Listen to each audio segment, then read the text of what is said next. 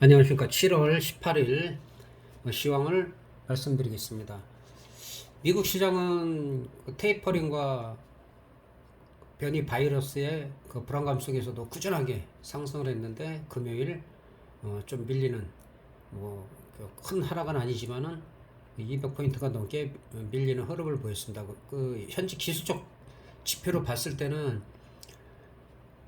지난번에 최근의 저점인 그 34,145자리 이 빨간색 부분을 지지가 되느냐. 여기서만 지지가 되면 뭐 다시 한번 또 이 고점 부분을 향해서 가는 거고, 이 직전 고점까지 거의 도달을 했다가 밀렸기 때문에 이거는 뭐 정상적인 상황에서도 이렇게 밀릴 수가 있어요. 그렇기 때문에 다음 주에 이 자리를 145자리를 지켜주느냐, 아니면 여기가 무너져서 다른 악재가 반영이 돼갖고 뭐 버티고 있던 악재죠. 그런 악재들이 한 번에 반영이 돼갖고 밀리느냐, 이런 부분이 중요하다고 할 수 있겠습니다.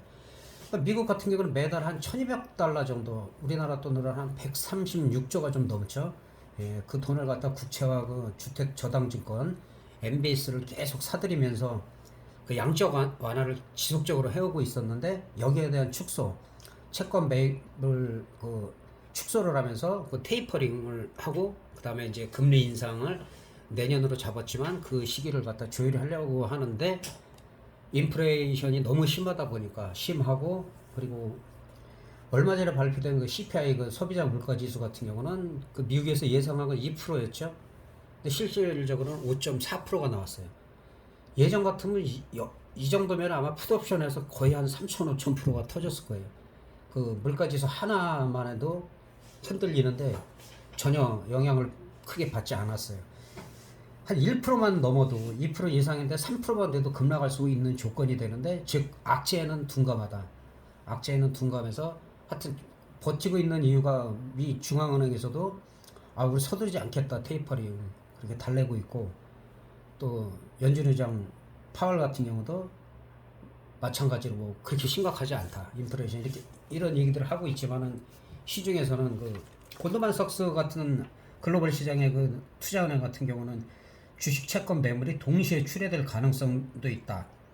그러니까 요런 그 동시에 출회되는 것이 이제 테일 리스크인데, 테일 리스크가 발생하게 되면 셀 오프가 나와서 투매 현상이 나올 수도 있다고 우려하는 측도 있기 때문에, 그런 부분을 갖다가 양쪽을 다 신경을 쓰면서 시장을 갖다 바라봐야 될 것 같습니다. 그리고 글로벌 시장에서 중국 같은 경우도 반도체 기업의 상징인 그 칭화윤리가 파산했죠. 파산하고 법정 관리 들어갔는데 시장 가치가 한 53조 정도 돼요. 작은 돈이 아니죠. 그러니까 이런 부분 하나하나가 다 악재고 퍼펙트 스톰이 될 수도 있는데도 불구하고 지금 악재에는 크게 영향을 안 받고 있다는 거.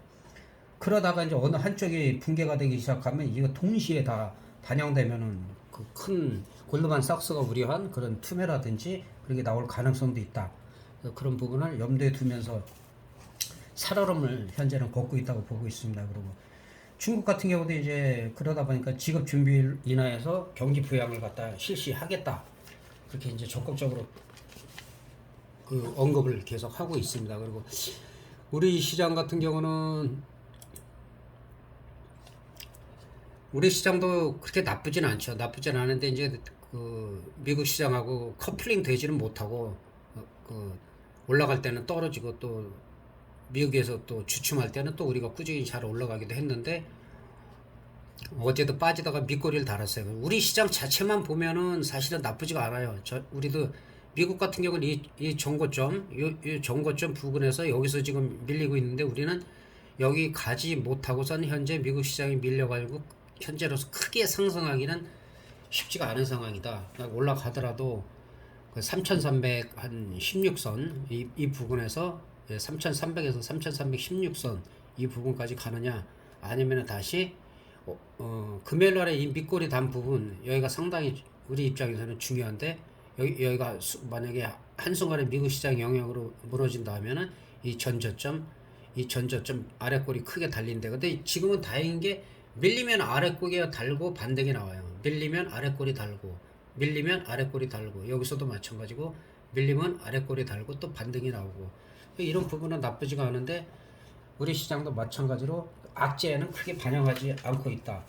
근데 지금 심각한 거는 우리나라도 지금 변이 바이러스, 델타 바이러스나 이런 영향으로 지금 그 1,600명에서 지금 1,500명 그 사이로다가 지금 확진자가 늘고 있는데 과연 이거를 우리가 지금 4단계에서 수도권 서울 이쪽에서 잡느냐, 잡아가지고 지금 지난번처럼 한 300명대로 떨어질 수가 있느냐, 아니면 추가로다가 3천 명까지 늘어나나요? 지금 이 바이러스가 작년만큼 큰 지장이 없는 거는 생각보다 사망자가 얘기가 많이 나오지 않고 있죠. 왜 그런 부분이 있는데 지금 델타 바이러스도 문제지만은 지금 페루에서 최초로 지금 발견된 람다 변이 바이러스가 지금 좀 심각한 상태예요. 이게 아직 우리나라에서 가시화되지 않고 있는데 이거는 왜 문제가 될 수가 있냐면 치사율이 상당히 높답니다. 치사율이 높기 때문에 그러니까 지난번에 언급한 대로 확진자는 늘어나도 뭐 회복이 빨리 되고 하니까 사람들이 크게 영향을 받지 않는데 치사율이 좀 늘어난다면은 이 부분은 영향이 달라질 수가 있겠습니다. 그래서 일시적으로 다음 주에는 우리가 3,260 정도, 3,260 정도를 지지를 하느냐, 지지하고 정고점을 갈 수 있느냐, 요 박스권이라고 보고, 근데 만약에 아까도 말씀드린 대로 악재에 반영이 안 되는데 어떤 새로운 악재가 그 람다 바이러스라든지 그런 부분이나 다른 경제적인 이유 그런 부분으로 만약에 급락을 하게 되면 시장은 이 지난번에 저점인 3,100선, 3,180선 이 자리도 항상 염두에 둬야 된다. 그리고 현재로서는 여기서 이 박스권으로 보이지만 여기를 강하게 돌파하기보다는 이 횡보나 그 조정을 거쳐서 한 단계 레벨업 될 수 있다. 왜냐하면 우리나라도 지금 실적이 많이 좋아지고 있는데 또 그 부분도 악재에 대한 둔감한 대신에 반영이 되지 않고 있어요. 그래서 그런 부분들을 좀 신경을 쓰면서 매매를 하고 지금도 뭐 전체적인 풀 베팅이나 그런 그 무리한 베팅을 할 때는 아니다. 그래서 관망을 하면서 주식 하시는 분들은 단기적으로 대응을 하시는 것도 괜찮다. 그렇게 보여집니다. 그리고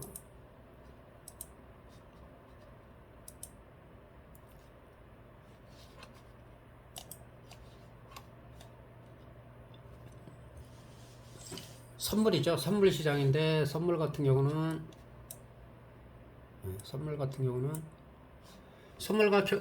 뭐 코스피하고 저희는 비슷하죠. 423.10이 일단은 지지선이라고 강력하게 보여지고 여기서 그 이틀 동안에 급락한 거에 비해서는 뭐 4일 동안에 지금 약간 반등은 하고 있지만은 그렇게 강하지는 않아요. 441.95를 갖다가 일단은 올라가서 여기를 돌파해서 밀리더라도 여기서 안착이 돼야지만이 다시 한번 고점을 돌파할 수가 있는데 현재로는 여기도 428에서 한 438 정도 한 10포인트 내에서 그 박스권으로 보여집니다. 그래서 거기를 강하게 돌파하느냐 아니면 다시 한번 아예 저점을 확인하고 올라가느냐.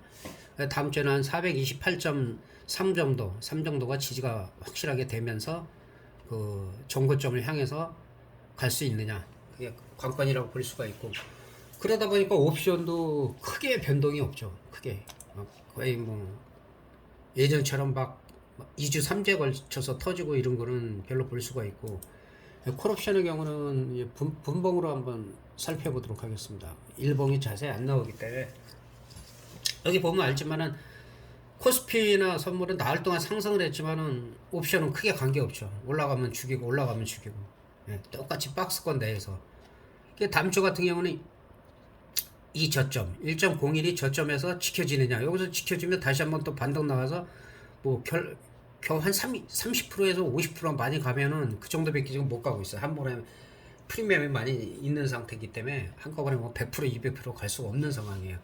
그렇다고 해서 풋옵션도 잘 가고 있느냐 하면 풋옵션도 또 마찬가지죠.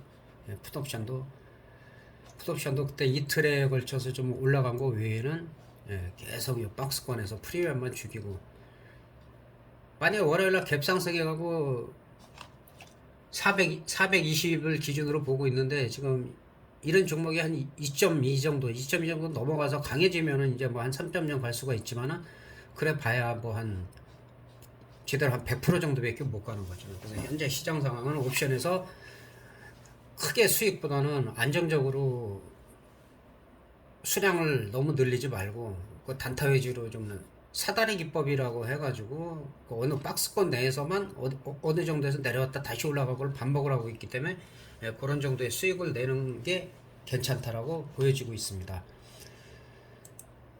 그리고 주식을 몇 종목을 살펴보겠습니다. 그래서 개인적으로 저한테 문의 오신 분들도 있고, 일단 동남합성 같은 경우는 질문하신 분이 있는데, 동남합성은 뭐 여기서 한 20% 정도 올라갔죠. 급등했다고 볼 수도 있죠, 주식에서는. 근데 요런 부분은 이렇게 올라갔다 윗꼬로 달리고 음봉 달리는 건 똑같아요. 주식이든 선물이든 옵션이든 그 눌림목이라고 보시면 돼요. 그래서 6만 1,000원대가 이런 종목들은 무너지지 않으면 흐름 자체가 지금 괜찮기 때문에 아직까지도 강한 상승세를 지금 보이고 있어요. 눌렸다가 다시 고점에서 7만 원을 돌파하면 더 갈 수가 있지만 이 부분까지 가서 지지부진하면 일단은 한 3분의 2 정도는 청산을 하는 게 맞다. 그리고 CTC 바이오 이 종목 같은 경우도 마찬가지죠. 이 종목도 저점에서는 급등을 했지만 이런 거는 사실 크게 눌리는 거예요. 이렇게 올라갔다 이 저점만 깨지 않으면 1차로다가 한 9,300원대 그다음에 이제 뭐 그 밑에서 잡으려면 한 8,000원 초반까지 밀리지가 않으면 여기서 양봉이 나오면 오히려 다시 한번 전고점을 향해서 한 번 더 올라갈 수 있다. 거의 다 올라가다가도 이렇게 눌림목을 주죠. 눌림목 주고 이것도 올라간 게 크기 때문에 눌린 게 큰 겁니다.